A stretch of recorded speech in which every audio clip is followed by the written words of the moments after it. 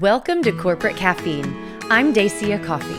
As a chief marketing officer, speaker, author, copywriter, and three-time entrepreneur, I've learned a thing or two about influence and impact in the business world. So I want to share with you what I've learned about how to be heard, be seen, and be successful, and introduce you to the people I've met along the way who learned how to unlock their potential. Welcome to Corporate Caffeine. Today's guest is Jim Woodward. He is a chair of a Convene Now group, which is a peer advisory group for Christian CEOs.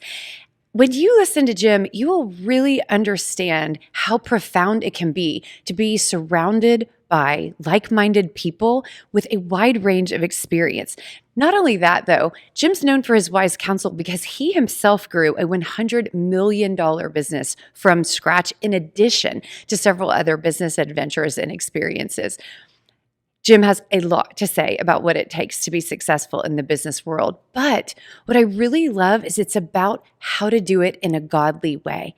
And that is the cool thing, is because he actually shared with us a secret project that's launching soon about how to literally live out your work life in that exact manner. I am so excited to be a part of this program, and you're going to love hearing what's coming your way.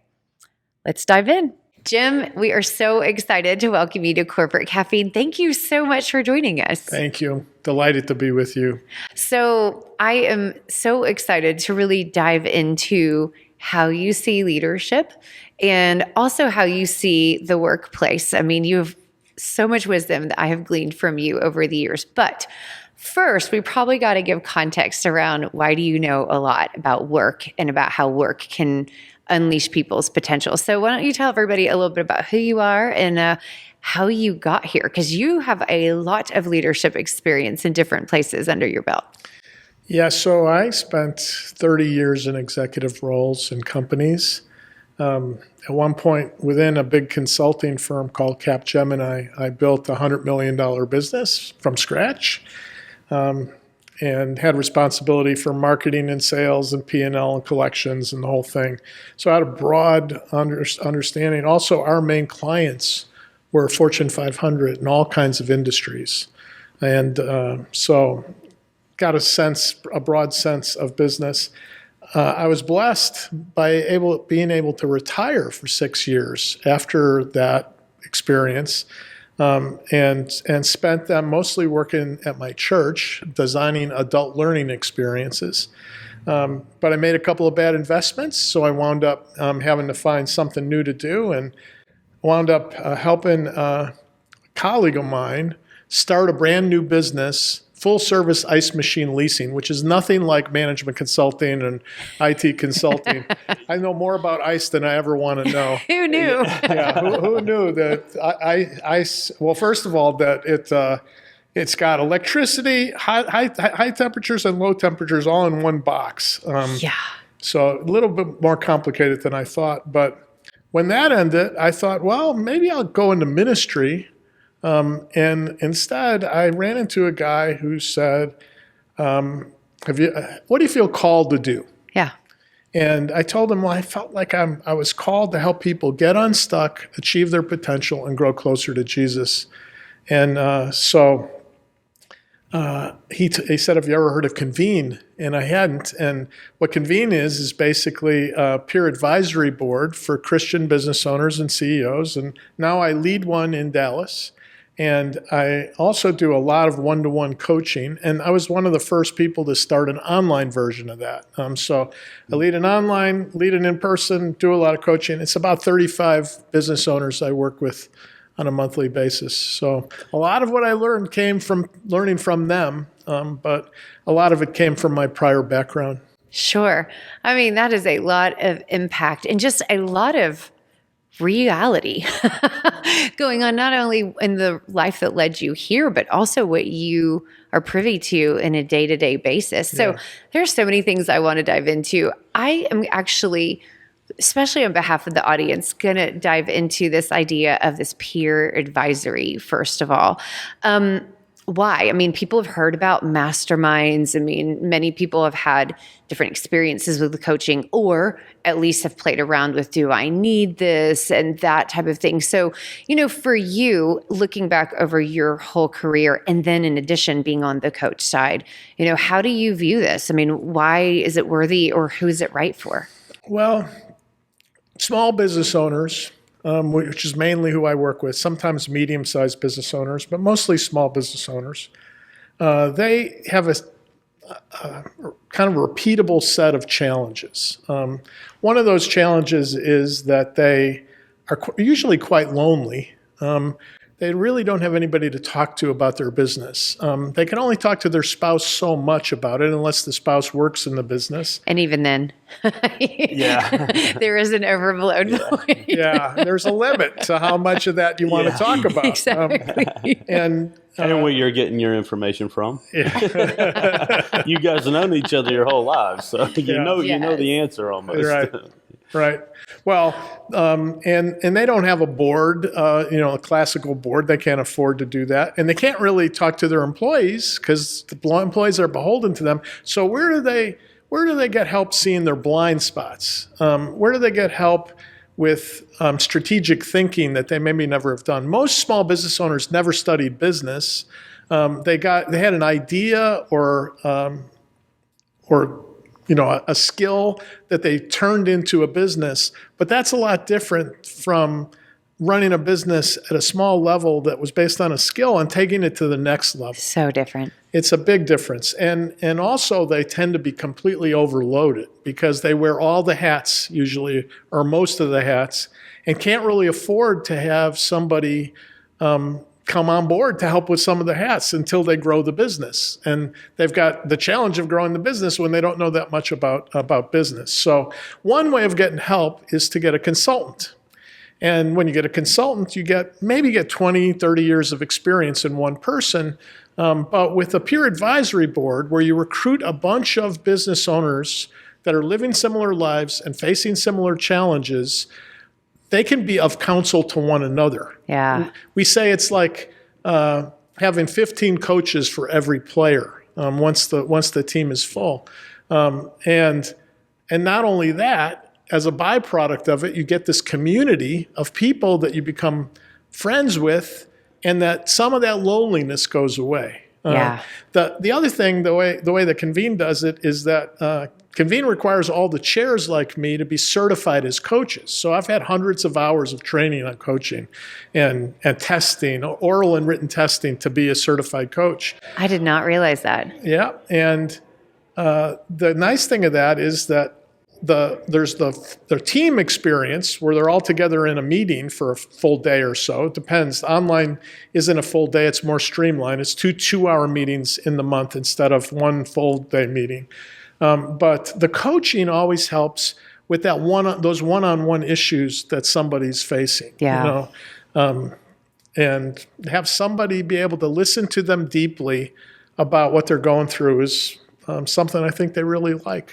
Agreed. It's interesting too. You just so easy to miss the forest for the trees, and sometimes even just that permission to speak openly about what's going on. And then, you said deep listening, you're able to reflect back, you're saying these things like, here's what I'm hearing. Mm-hmm. And that's such a profoundly important opportunity to potentially solve the right problems. Yeah, exactly right. Stop making the same mistakes or, finding those slippery areas. So, Well, I like the idea that it's a group setting with all different business owners, CEOs in it who have different experiences that you guys discuss, once a month you sit down, have a meeting together, then you go one-on-one with them. So you get to hear both sides. You get to hear it straight from them, straight from the peers, and then get to adjust and go throughout the month.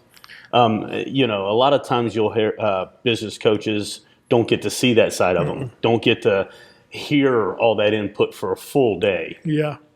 Well, yeah, and there's sort of two main parts of what they do together. We do together as a team. One part is learning together, it's almost like an MBA for entrepreneurs. There's all this written content on almost any topic you can think of, and we bring some speakers in, and they learn about things they didn't know before. And they help set the agenda for what we're focused on learning about. And then the second half of the meeting is focused on sharing their issues with one another and getting ideas from each other about how to deal with those issues. So there's a real opportunity to talk about how to implement what you learned and how to help somebody else. So it's a two-way flow. You get help and you give help. Right. I say when I talk to somebody who's thinking about being in a peer advisory board, imagine that you had a dozen people around the table and you just brought your issue to it, and they're there for you. They're there to be in your corner. Imagine what that could mean for you. If you could do that once, but how about you could do it multiple times a year? Yeah. Oh, when I've gotten to be in those situations in my group, the advice that I got translated into huge dollars, like of avoided problems, of mistakes I almost made, of undoing things, of not losing team members, of, making hard decisions. And I would come home with so many ideas and 12, 13, 15, 17 ideas. And I hadn't even come up with one of them, because, I love what you said earlier about being stuck, because once you start feeling like that weight of, I don't know what to do here. What do I do? What do I do? Unfortunately, I feel like that question alone starts blocking off opportunities to see different ways to look at it. And, the other thing is when I've been privy to being able to give advice, in that group setting, I learned so much too. I'm taking ideas. I'm like, that is brilliant. I could do that to my business. It's not even about me. So, it is amazing how much intelligence and just thoughtfulness and opportunity flows when there's an environment where there's high trust and, just that willingness to grow together. Right. High trust, shared values. What you talked about where you learn from somebody else's issue, we call that kind of ricochet learning. Oh my God, that's brilliant. Totally. I think that's probably been some of my most profound stuff where I'm like, I need to do that. Yeah. You should see like him when I come home from Convene, he's like, whoa. Yeah. We have priorities. We are not implementing all 25 of those things that you thought of today. Yeah. Exactly. So how many members are in each one of these groups typically? Ideally, there's about 15. Okay. The ideal number of people in the room is around a dozen. But because CEOs are busy, they've got vacations, they've got conferences, they got key meetings. If you have 15 or 16 and 3 or 4 of them can't make it, you get to 12. That's the ideal. And then the online team is a little bit smaller, but that's the way it works. It allows for, and Jesus may have had a good idea. He had 12 apostles, 12 people in the room. I don't know. There you go. Your goal's 12. Yeah, goal's 12. All right. Okay, so something you said earlier, I know me just even hearing that, you said predictable or repeatable problems small business owners face. Yeah. Okay, you gotta list those, because I know for me, the second I hear, wait, I'm making predictable problems for myself, that are highly solvable. Okay, you've got to tell me what they are. Yeah. Well, one of the biggest ones that I haven't really met very many business owners that didn't have this problem is working too much in the business versus on the business. Being overloaded with the whirlwind of the day-to-day and needing help to figure out how to break free to make the most of their time on the things that are more strategic and more important. Yeah. And so that's sort of a starting point with a lot of people, with a lot of businesses. And another can be around profitability. They may have a really profitable business, but they may be outgrowing their cash or so it's really important. And most businesses underinvest at the beginning in accounting, so they don't have a clear picture of where they are, and that can be deadly. So that's another key area to work on. Another is some of the foundational elements that make for a healthy business, like mission and values and culture and some of the key things that the decisions to made about how we're going to be distinct from our competitors, how we're going to measure success. Those kind of things are important. And when you think about it, you have people coming into these groups at different points in time, so you have to help them get on ramp to where the rest of the team is. Yeah. And so we have a strategy for kind of the foundational elements that the rest of the team may have already implemented to help new team members climb that curve. So when you get a new member, are you all going, okay, here we go?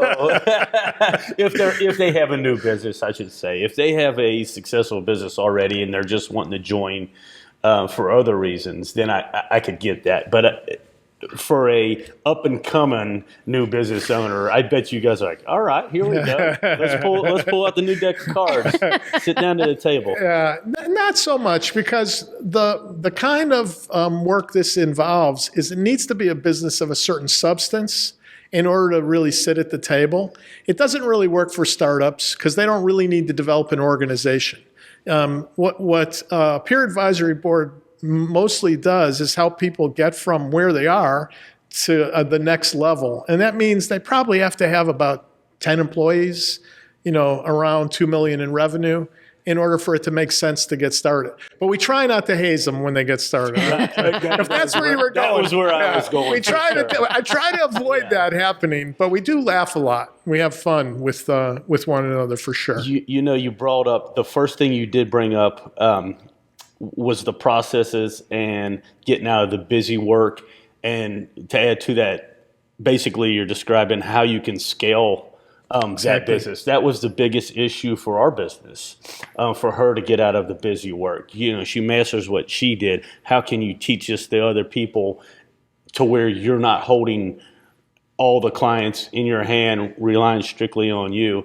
When I talk to a lot of young business owners and on this real small level, and that's one of the first things I ask them is, how are you going to scale this? Yeah. It's great you're making good money for yourself. Exactly. But you want to run a business, or do you want to run your checking account to your max? Mm-hmm. I do see that a lot in the smaller size businesses of how can you let go and still have the quality that you provide. Right. And that is a tricky, even the transition, I still get that undertow back into the business from time to time.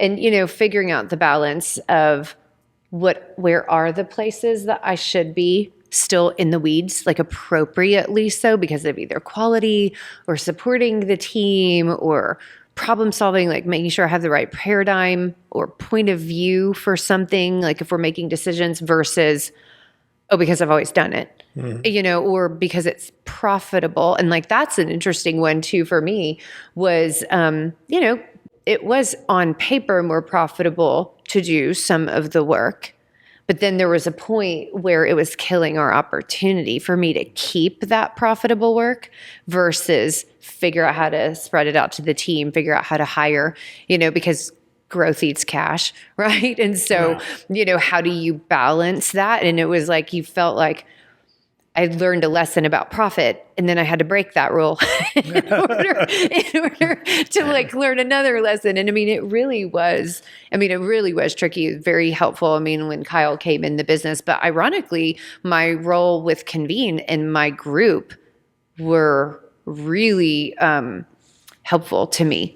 To like guiding that decision and like helping us have the right conversation at home, because several of them had done that before. And, just hearing them hear me, they were really validating. I think you're making a good decision. Like, you're not just bringing your husband in. Like, you guys are thinking about this really thoughtfully. And I think, for at least on my side, it really helped us make the big full leap to bringing him in a leadership role. And it changed the game for us. It was incredibly impactful. Yeah, I'm not personally a member of Convene, but I've benefited from it a whole lot just from the experience she's had in it and getting to meet some of the people that has helped me through the course, especially in the accounting side and future projections, when to know to hire somebody, do you have the cash to do so? it was really interesting in looking at that side of business operations versus just in the daily grind of things. Yeah. And that opens it up to go, oh, okay, now I see the future. Now I know how it's going to add up. Now I know how it's going to work along with our processes. It's really been a plus and a bonus, Totally. The thing about it is that it can't be black and white. You can't go from being working in the business to working on the business exclusively. There's a transition kind of process, but even if the typical business owners can get 1 or 2 hours a day or a significant block of time a week to spend time thinking strategically. And then the rest of the time, they may still be working in the business. There may still be reviews they need to do to be sure the work is getting done. But they don't even know a lot of times how to dig out to get to that level. And then once they get to that level, there's the opportunity to go to the next level and the one after that and the one after that. And it all connects to growth because as you grow, you have the means to afford bringing new people in to play some of the roles. And so it has to kind of, like you said, scale up together in a way that is repeatable and has a foundation underneath it that's going to work. I think one of the things like listening to you that's like such an encouragement is that as a small business owner, you hear all of these horrible statistics, how few make it to year 3, how even less make it to year 5, even less make it to 7 and then 10, and how few ever cross $1 million, how few cross $10 million. And I mean, and you just get this constant barrage of all of the failed entrepreneurs, like that have littered the path that you're on. But then when you hear you and when you hear other people, hearing that's a solvable problem, it's not you. Right. Like this is actually part of the evolution and part of the journey that you're on. Calm down. It's possible. Yep. Open your eyes. That, you've got a unique journey. It is wildly beneficial to even just putting on the mindset and the heart set, if you will, of like what it takes to just keep going and being consistent and continuing to have a learner mindset so that you can get better and turn into a different person that then knows how to lead a different size organization and do different things than you've been taught. Because like you said, bringing a skill into a business does not make you a professional business owner or business grower is a better way to put it. That's a whole, or let alone a leader. That's a whole different set of journeys, inside of the same one. And it helps give people confidence to know other people have experienced the same kind of problems.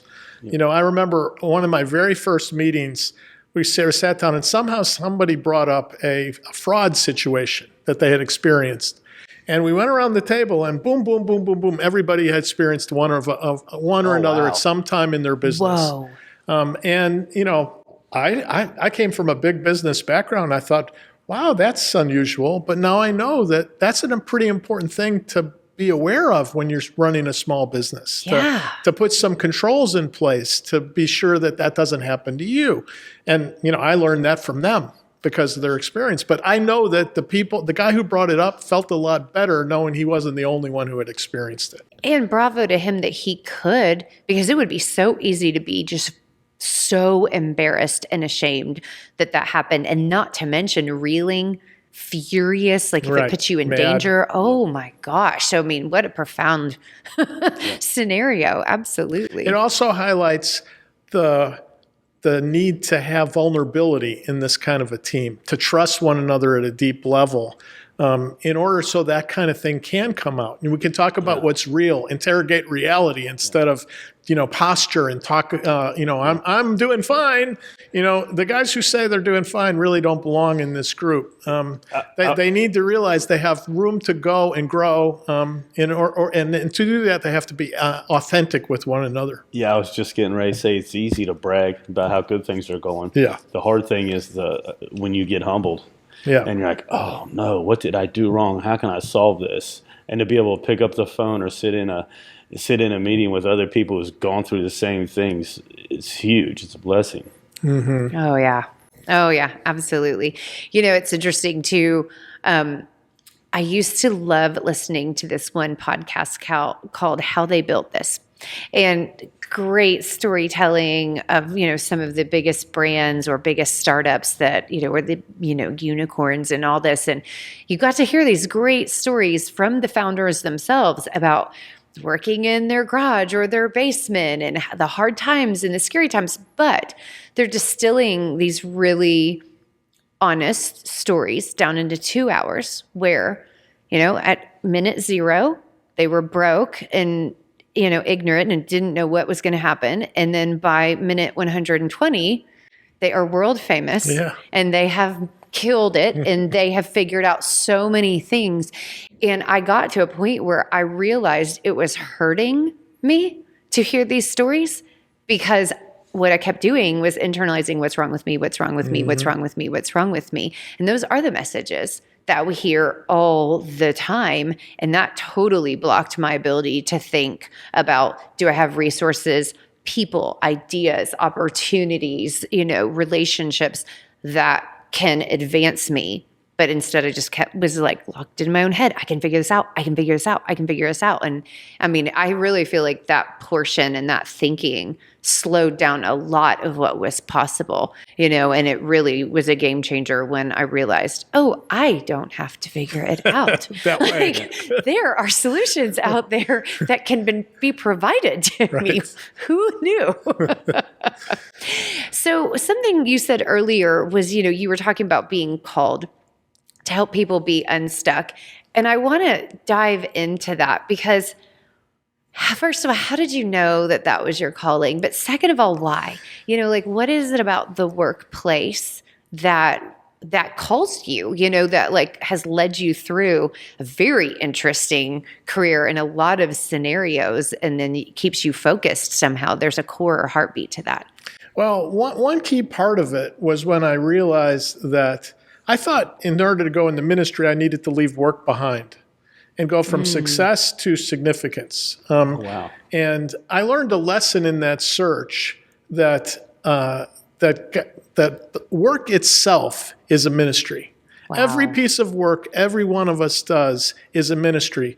In Genesis 1, God's first blessing is for us to rule and subdue the earth. To make it grow, to help it become what God wanted it to become. We all have a part in that.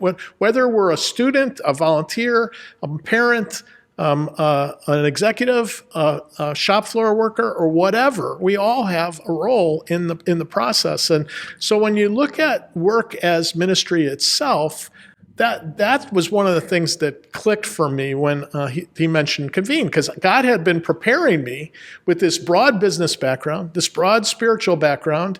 And so what was I going to do with it? I could leave the business background behind, but surely he was going to use it for something. And when I realized it could be used for something beautiful, to help people, the same way, ministry basically means to serve. The word ministry, and I think I serve people. I think in marketing, you serve people. In what you do with the accounting for the business, you serve the people and the business. If you didn't do that, she couldn't do what she could do, and she couldn't be helping, Dacia couldn't be helping the people that she's helping. So that was a huge breakthrough for me, was to see it that way. And then, all these other things that I had learned in my career were able to come and benefit people. One of the mentors when I was getting started, it was really helpful. He said, you're going to talk to people that won't want to join a peer advisory board. I said, well, I'm not used to that kind of rejection. I was like a muckety muck. So I don't know, what am I going to do with that? He said, well, here's the simple thing I found it really works. Just try to bless everybody you talk to. If you try to bless everybody you talk to, then it doesn't matter what the outcome is. It can still be a good day if you made an attempt. And maybe blessing is simply listening deeply to them, or recommending a book, or maybe it's suggesting a new restaurant, or maybe it's praying for them. But it's been relatively easy to not feel rejected with that advice. So. I love it. It dawned on me, for the most part, whenever you volunteer or get a group of people who volunteer and it doesn't seem like a job or work, you treat it different, a whole lot different. It's like, okay, I'll do it when I get to it. Hey, I'm just here donating my time. I'll give my effort while I'm here. But when I'm away from it, am I thinking about it all the time? It's interesting you brought that up. I'm struggling right now with some of the volunteer work I do because I went into it with a business mindset of, all right, I'm going to treat this like that. And not everybody does. And I'm just, it's frustrating. Yeah. It's frustrating. I'm like, okay, this is something we all committed to. Now let's go out and finish this mission, Right. I was thinking, no, it needs done in this order, this quick, this fast, and it's different. But if everybody were to create it like a job and think of it that way, outcomes would change for sure. Well, for some people that would look at his job as actually doing good work, but some people look at a job and think of it as, something that doesn't matter. How can I get to the weekend the fastest way I can? Yeah. And I could be pretty sure that when Jesus was a carpenter, that's not how he looked at his work. No. He was going to deliver good work, whether he had funky clients or maybe an apprentice who wasn't doing their part.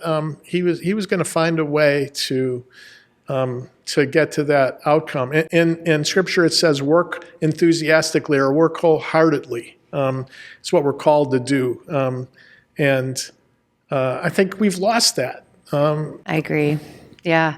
I mean, and it just drives me crazy too, because that, earlier when you were talking about moving from success to significance and how you realized that wasn't true, that you could find that, I just really resonate with that, because when you pour yourself into your work, no matter what your job title is, no matter what your income is, there is so much significance in bringing value to another person. And, we all cause our own problems when we navel gaze, meaning when we're thinking, what about me? What about my problem? Oh, this is beneath me, versus looking across the desk, across the table, across the counter, across whatever, the machinery, and looking at the other person and saying, how can I help you? I really do believe that we were literally created for that opportunity to bring value to other people. And, people worry about their calling and what's it all mean and potential. And I'm like, what if the answers are right in front of you and you're just not doing the work? That's exactly you're just not diving into it. So I love what you're saying that. I mean, just so huge. To circle back, you mentioned you don't think people are doing their jobs wholeheartedly as they should or could, or as much as they do. I don't know if I agree with that.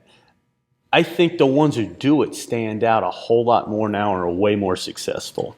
I listened to the CEO of, she's first black CEO of Fortune 500 company. I read a small article on her this past week. And it stood out because she says, I don't go to all my kids' soccer games. I'm not going to. I have goals and missions. They don't need me there every time. I do crossword puzzles while I'm sitting in the stands. I'm paying attention when I need to, and they love me. They're not missing me. They are there to play that sport, and I support that. And they know I support that, and they support me. But that is somebody who's like, okay, I'm in this to win it. Right. And it's not like she just ignored her family by all means, but she knew I got to this role from sacrifices I made as well. That's right. And we are losing that when you hear and you pick up the phone. Well, my kid, and I brought this article up to Daisy, and we talked about it briefly. Oh, you read it? Mm-hmm. And I said, you shouldn't feel guilty all the time. Yeah, about this. I go, the ones who are at every single game, every single practice, they're dropping the ball somewhere. There's no way they're not. We both had careers at the same time. We both got to stay home with the kids for brief periods while the other one worked. And I can honestly say when we were both steady at it, there's no way we could have shown up at every game and done what we needed to do at in our careers and succeeded at it. And what you did in your careers was significant. most people struggle to see the significance in the work they're doing.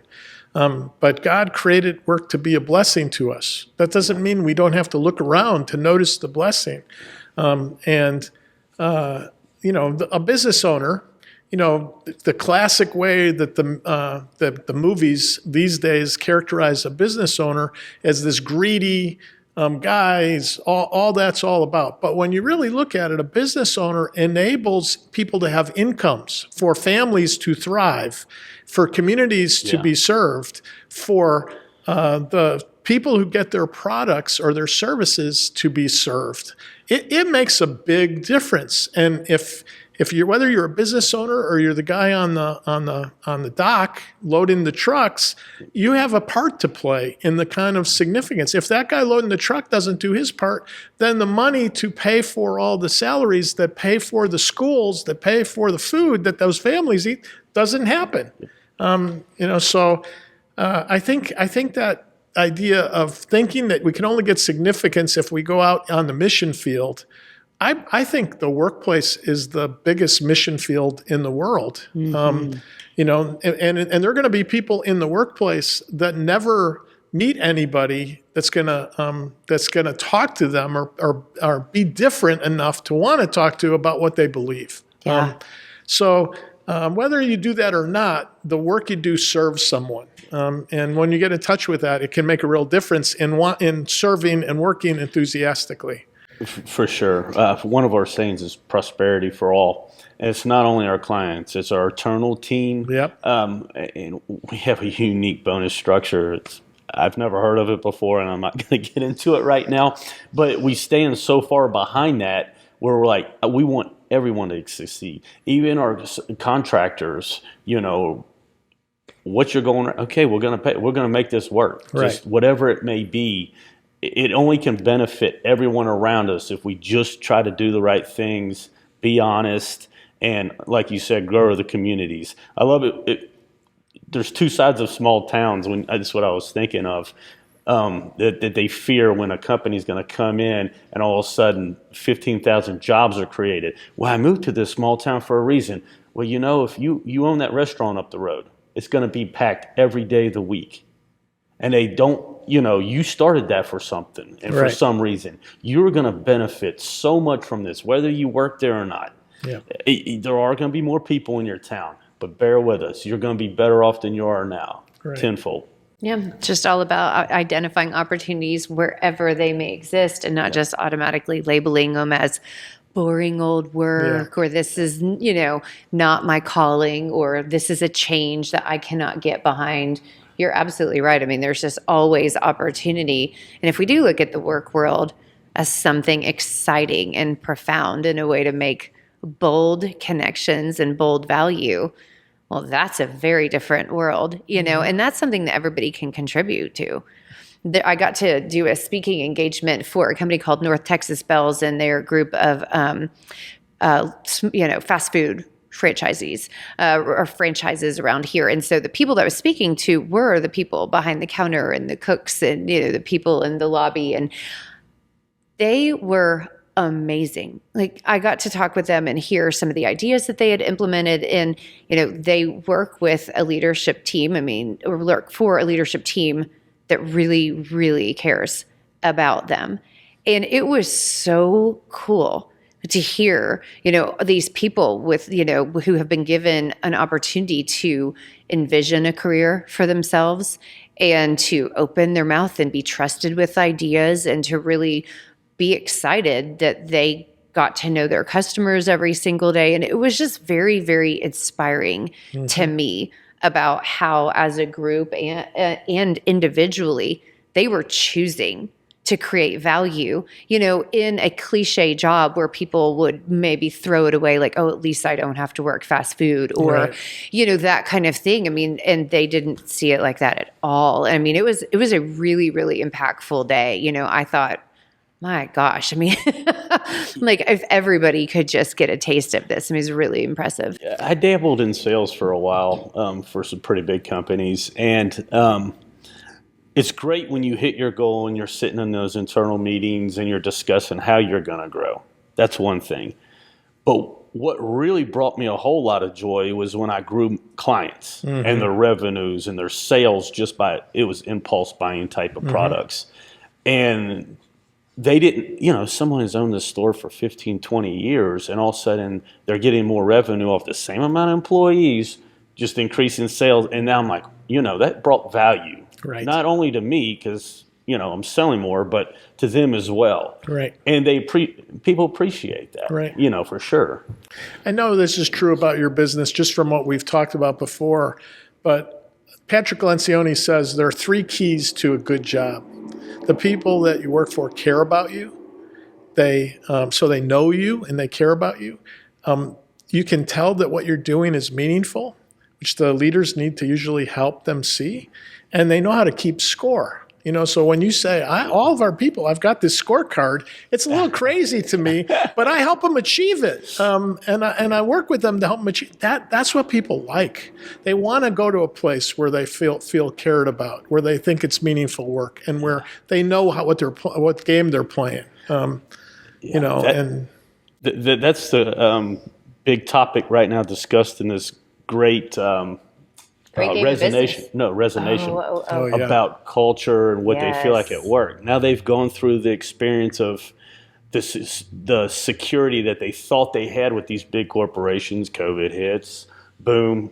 Oh, the first ones to go. They didn't even see that coming. Now they're like, oh, I'm worried about culture now. Yeah. It's a little bit different when I realized that those things weren't necessarily, it's not a given. And I think, I don't know if we've talked about this on the podcast before, but I do think the weird thing about the Great Resignation is that it does and will benefit small business, especially small businesses with heart, because you have the ability to change really quickly.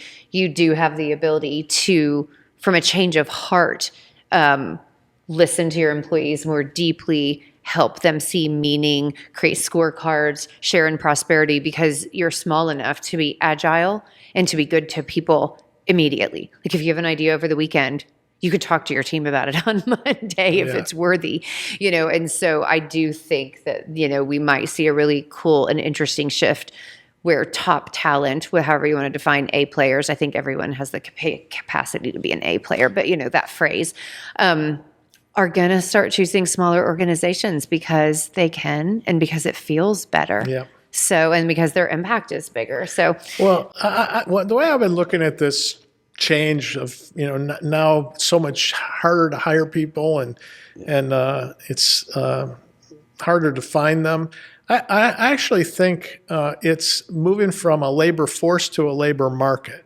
And when I think about that, I really think it's a marketing thing that a lot of businesses need to do. Yeah. I wonder if businesses like yours are thinking, we could not only help people find customers, but we could put marketing plans together for them to find employees. Do you know it's actually a huge part of at least 60 or 70% of our clients, because it just ends up being a natural thing. I mean, like we say, we grow companies, we happen to do it by using marketing services.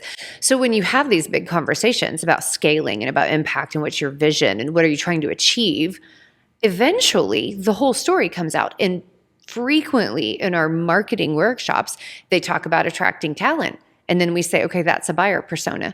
Now, you might want to call it a talent persona. It doesn't matter. But if one of the keys to your success is that you need certain people with aligned values and skill sets and talents to come work for you, well, then we will market. And literally, it's almost, at least for us, become standard operating procedure in the last 3 years, where we don't even treat it differently. It's literally part of the cohesive, and it always ends up flowing to internal communication too.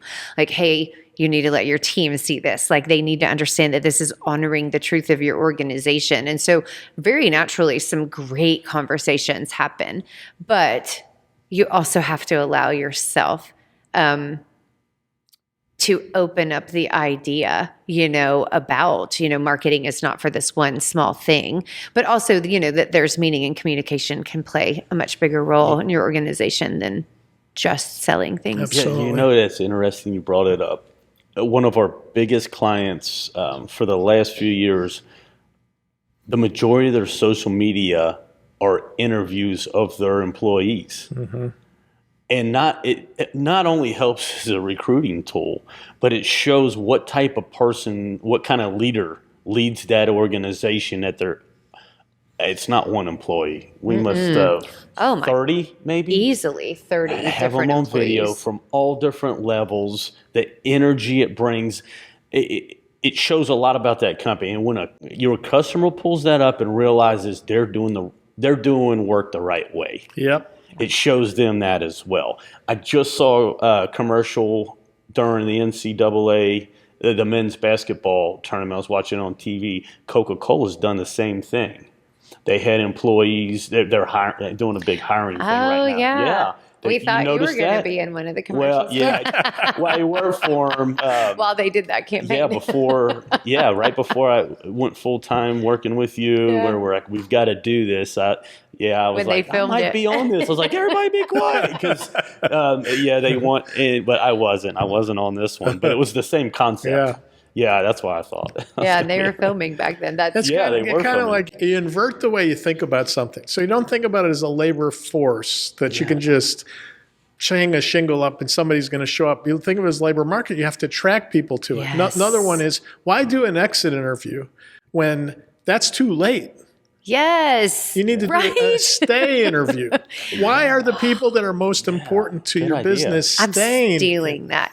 I talk to my employees frequently, like just in a no agenda call, at least every other week. However, to have a stay interview, to call it that on a quarterly basis where we do have an agenda, that's cool. That's so cool. You have to say, what makes me stay? What would make you go? Yeah. And be honest, be honest about it. Just open conversation. Now, everything's off. A lot of people won't be, but a lot will, and you'll learn a lot from them. And what you learn from that, you can do something with to prevent losing a key person. Yeah. But an exit interview, other than maybe throwing a big salary at somebody, and even then, how long will they stay around? Yeah, I know. It's just, well, do you really want them to work for you? They're gone emotionally at that that's point. right. Yeah. You don't.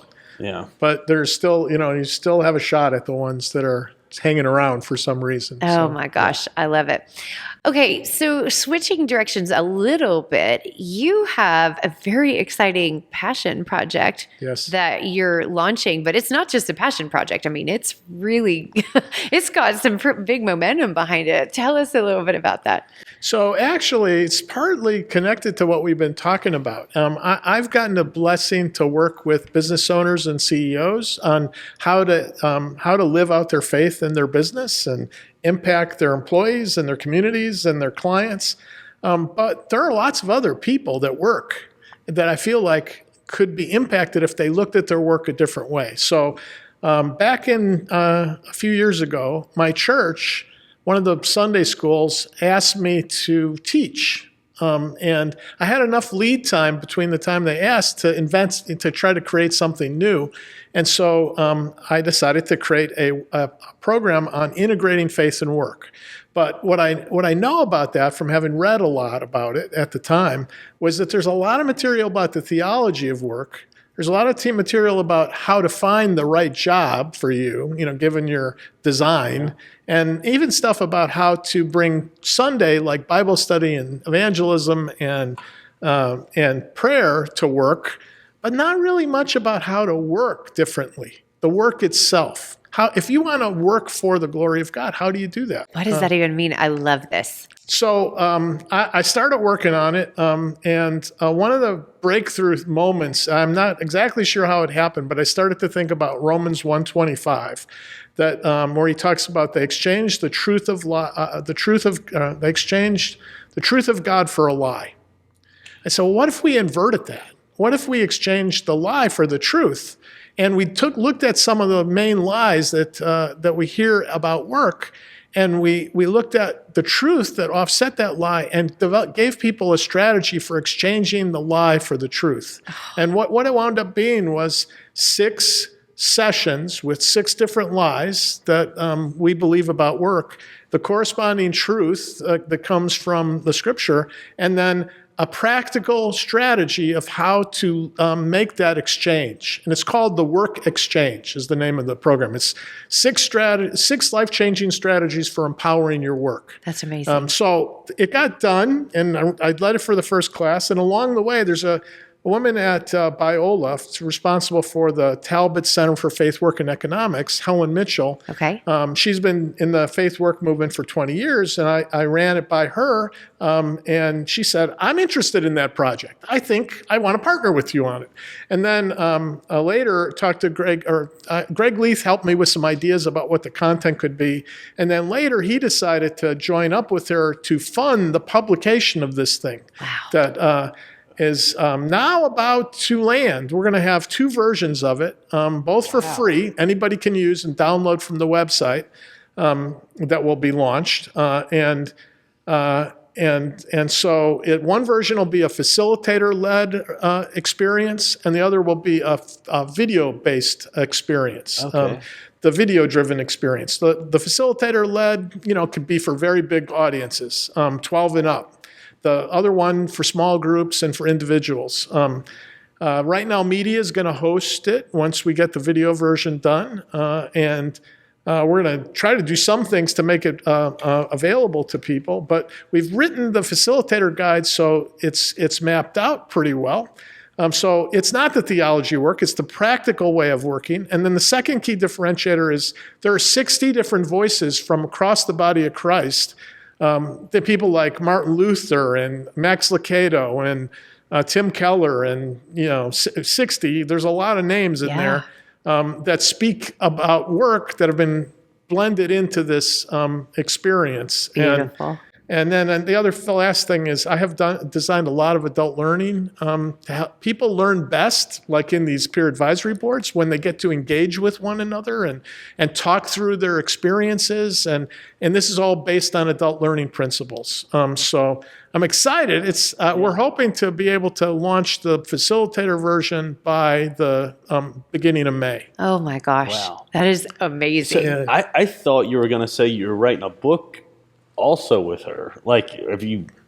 I thought about writing a book, but I decided I didn't want to spend the time writing a book. Okay. I love to help people learn. One point in my life, I went through this exercise with, you're supposed to pick 3 verbs out of a list of a couple hundred verbs. And I found 3 verbs that really I felt describe my life: lead, extend, and illuminate. Ooh. And I think books can illuminate, but I think adult learning illuminates more. People get more ahas when they go through learning about something together with other people. That's why I believe so strongly in these peer advisory boards. It's much stronger. I mean, coaching one-to-one is good, but being in a room with other people and being able to bounce off your ideas around other people, that's better. And so I had an option to try to write a book, but I decided not to do that and to partner like I've described, and I'm happy I did it that way. So to go all the way back to how you started as a young man, did you start in tech real early? How did all this navigate? I mean, you're very technical at what you do, obviously. You're a teacher. It sounds to me, I don't know what it is, but... Oh, that's a great question. And I have an answer. Actually, I described this on one of the videos that are in the learning experience. I feel like God has been preparing me for what I'm doing now for a really long time. And it started out with listening. I did start as a programmer. And one of the things you have to do as a programmer is listen to the users about what they want in order to create what they want. So it started that way. And then I learned how to use good listening skills in selling. And along with good listening skills, asking good questions. In the same way you have to ask, well, do you want it this way for your program or you want it this way? Then I learned how to use it in instructional design. And you got to engage people with questions. Jesus asked like 300 questions in Scripture. He told stories and he asked questions more than he did almost anything else. And then I learned how to do it in facilitation. I've done a lot of facilitation of meetings and groups, helping people develop vision and mission and values, that kind of thing. And you have to listen and you have to ask good questions and you have to help them see things from new angles. And then the most recent one is with coaching. Coaching is largely about listening deeply to someone and helping them see things from new angles, get new awareness. And then once they've developed new awareness, to ask them, well, how are they going to take that awareness and turn it into action? Right. So all of that led up to this idea and implementing a bunch of those things together in this one learning experience. And you can tell that I really like this. I get excited about what it can mean for people. Imagine if there were people out there who worked the way you were describing earlier, but they were doing it consistently. And what would happen if every person wanted to get someone like that on their team that worked for the glory of God in a way that gave him honor, and they knew how to do it? What's the likelihood someone might turn to them and say, there's something different about you? Yeah. And then to find the true difference from that, to be led to the truth from something like that. That's pretty exciting to me. So I agree. Well, being consistent is huge. Oh yeah. And it may be a given, but anything you do, a diet. Yeah, it's great if you could diet 1 day a week. Try it 6 days and take 1 day off. That's fine. You're going to get somewhere with that. Weightlifting, running, anything physical, of course. But if you apply it in business, there's no difference. If you sit there and grind it out every day, even if you break off early, just keep doing it. If you only dedicate 2 days a week to really focusing on what you want to do, and you just show up the other 3, never going to work. Right. Well, the thing, though, I found about work is that I know a lot of people who believe they need to work differently, but they don't know how. They're confused about that. Do I pray for my colleagues? What do I do? And the main thing about this is to give people practical game plan for doing it. That's not that hard. And that they can do consistently because they know what to do. You can swing badly with a golf club consistently and still play really bad golf. But if you get a good game plan for playing golf and then you do that consistently, you'll probably be a better golfer, like you described. Yeah. And so often too, like that process, especially when it's emotional or spiritual growth, personal growth, there's an awareness period, where you realize, oh, I did it wrong again, or I didn't see that opportunity. And I mean, it goes from, sports to anything, but where you're like, oh, and you realize it the second after it happened. And then it comes at the time, and then you get better and better, and it's just interesting because you have to start having the eyes to see opportunities to be different, to apply these principles. Exactly. But if you've not been given the exact mechanics of this is what it looks like in the real world and in your personal day. So I love this. I mean, I love the fact that you're taking something bold and exciting and important and making it super personal and super practical. I mean, just really bringing it to the ground level. Right. So, typically the learning experience would be taught over six sessions, 6 weeks. And in between, the last part of it is what's the strategy for exchanging a lie for the truth. Each person picks an instantiation of that strategy for themselves in their own work, and then they go try it out that week. And the first thing we do the next week is talk about, how did it go? What was it like? And so it sort of supports the other people with the successes some of them had in actually implementing it. Now, after this 6 weeks, do they kind of write down their quarterly goals, annual goals, and is there a checkup period? Well, it kind of depends on the context. If it were in a church, there might be, but if you think about it, people are commissioned by churches to go out into the mission field, right? And yet every one of us is in a mission field. Every one of us is in full-time ministry. And we shouldn't be distinguishing between the secular and the sacred, or between what's ministry and what isn't ministry. We should think it all the same. God says, whatever you do, do it for the glory of God. That's what the scripture says. Whatever you do, do it for the glory of God. So at the end of the program, we actually have a commissioning where we commission people to go work differently in their workplace, and they sign up to go and be. So you free them. So we free them. We release them to the mission You field. are graduated. I got you. Oh, and it makes them hold a standard from there on out. Right. Oh, we have a that's pastor from a church out in California, Faro Church, who does the commissioning in Spanish, and his colleague does it in English side by side, and that's how the program ends. Oh, wow. That's amazing. And it's interesting because earlier you had mentioned, what if people see someone who, on the inside is working to the glory of God, and on the outside they think, wonder what's different about that person. Because the interesting thing is when you are working for the glory of God, it requires humility and confidence, not arrogance, because your work is about something more important than yourself. So it means you have less of a tendency to be self-centered because you're called to love your neighbor as other people, which makes you an amazing team collaborator and somebody focused on value and outcomes, like instead of a defensive posture, a prosperous posture of how are we. So there's a unity element. I mean, it just, the layers of what it means to have a person on your team that works to the glory of God is so profound, because even if you're not a believer, the world is created for those benefits to touch, serve, and love other people, even if you don't know what to call it. Right. And so that, I think, what you're painting there is so exciting, because it does change the world no matter if the recipient calls themselves Christian or not. I mean, it's abundant. Yep. So, that is, wow, I can't wait to go through the program. So just to give you an idea, the 6 lies, I think you can relate to these about work. The first is work is a curse. We get stuck in thinking that it's a curse. Right. Well, the truth is that it's a blessing. And the strategy for dealing with that is to work as for the Lord. Figure out who you're working for. If you think you're working for yourself or you're working for the boss, you're got it kind of wrong if you're a Christian. Right. It says in Colossians 3:23, we work as for the Lord. And then the second big lie is work isn't ministry. And we already talked about that. Work is full-time ministry, and we should work to serve.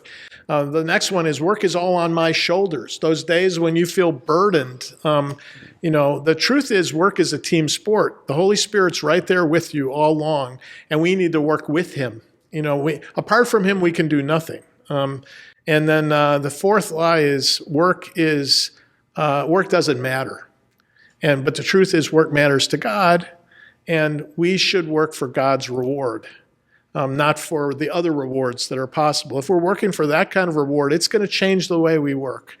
Another one that is for a lot of hard workers is sort of a lie Satan uses. He says, work is who you are.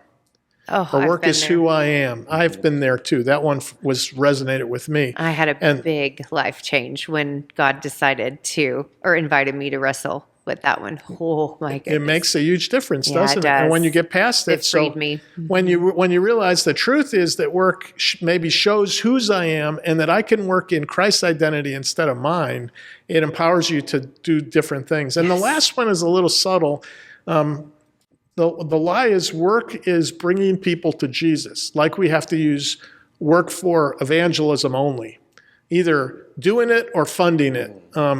And that leaves out a whole bunch of other things that work involves that is ministry. And often when we're trying to do those things, we're not actually getting paid to do Bible studies and prayer and evangelism at work. So the truth is that work is being Jesus to people. If we are like Jesus to people, then we're going to get people to notice us. And when we do, then finally, the truth is to work at being Jesus. We need to translate that into action. I had one guy who, we have a list of, maybe 100 ideas at how you could do that in the workplace. And one guy tried it out in his workplace, which is like most big businesses. It's not about faith, it's about work. And he said it made a huge difference with his people because it was kindness, and it was about, picking up from one another and supporting one another and helping one another. And those kind of things are good in any workplace. Amazing. It brings another perspective of working for the greater good. Yeah. when you get on the same Yes. page and go after something. Absolutely. Absolutely. Well, Jim, this has been amazing. Where can people find you? How can they connect with Okay, you? just 1 second. This has been eating me up. Go. Have you ever correlated? This is kind of funny to me. Have you ever correlated that you started an ice business and you're fighting with the devil now? Anyway. Or you're not fighting with the devil. Some days ice felt like fire. Okay. Yeah, so, yeah. But I did actually, there was a change in me between the first round of work, being retired, and then working the second round. I really tried to change the way I worked and tried to do some of the things we talked about. And the guy I worked with, the guy who founded the company, I worked with in the consulting business. And he came to me one time and said, "There's something different about you. You're not the kind of, get things done, go through walls kind of guy you used to be." That was interesting. Anyway, to answer your question about how to get a hold of me, there's a website, www.convenenow.com/Jim Woodward. That's the webpage where you can contact me, or you can send an email to jim.woodward@convenenow.com. Those are probably the two best ways of doing it. Perfect. Always LinkedIn, too. LinkedIn, yeah, I'm out on LinkedIn, too. Yeah, absolutely. Thank you so much. Thanks for the opportunity. Really good talking to you guys. You as well. I haven't got to talk to you really before. And that was great. It's great. Awesome. Yeah. Well, thanks, everybody. If you enjoyed this episode of the Corporate Caffeine podcast, please help us help you by subscribing. I also hope you'll find us on social media. You can follow me, Dacia Coffee, and my company, The Marketing Blender, by searching us on your favorite platform or checking out the show notes for the links. We bring this to you because we envision a business world full of meaning, connection, and prosperity for us all. Until next time, onward and upward.